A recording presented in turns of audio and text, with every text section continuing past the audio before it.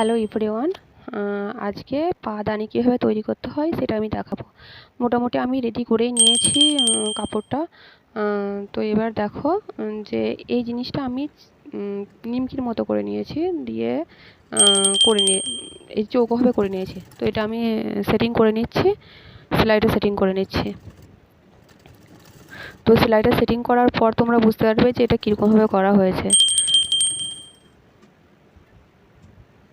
স্পিডটা যেহেতু একটু বাড়ানো আছে, অনেকটা বড়, তো স্পিডটা একটু বাড়িয়ে রেখেছি। তো দেখো এটা আমি প্রথমে মিডিল করে এটা আমি বসিয়ে নেব। এরপরে একটা করে আমি বসাবো, যেমনভাবে বসাচ্ছি এরকমভাবে বসাবো। তোমাদের কাছে টুকরো বাড়তি কাপড় থাকতে পারে, সেই বাড়তি কাপড় দিয়ে সেগুলো ফেলে না দিয়ে তোমরা এরকমভাবে পাদানি করে নিতে পারো। ঘরে রাখলে দেখতে সুন্দরও লাগবে। তো এটা আমি পুরো রেডি করে এবারে একটা কাপড় কাটলাম। এটা আমার নেটের কাপড়, তো তোমরা সুতির কাপড় দিয়েও করতে পারো। তো এটাতে আমি পুরো কাপড়টাই আমি প্লেট ফেলে নেবো।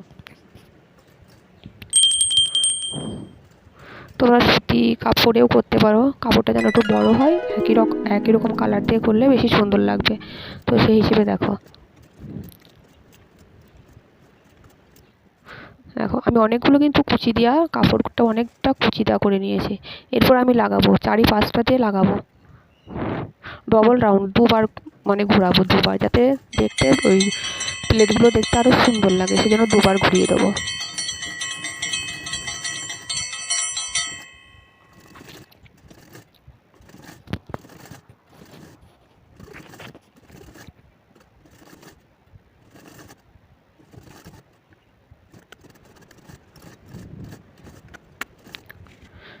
দেখো এরপর তো প্লেটটা তো আমি কুচি দেওয়া প্লেটটা আমি ঘুরিয়ে নিলাম। এরপর ওটা ঢেকার জন্য আমি এটা ওরফে কাপড়টা কেটে নিয়েছি।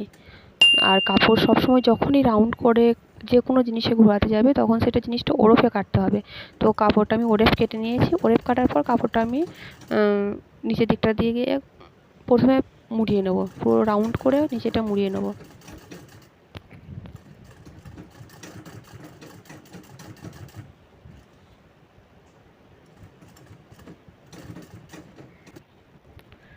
নিচেটা রাউন্ড করার পর ওপর দিয়ে ফোল্ড করে ওপর দিয়ে মুড়িয়ে নেবো, যেন সেলাইটা দেখতে না পাওয়া যায়।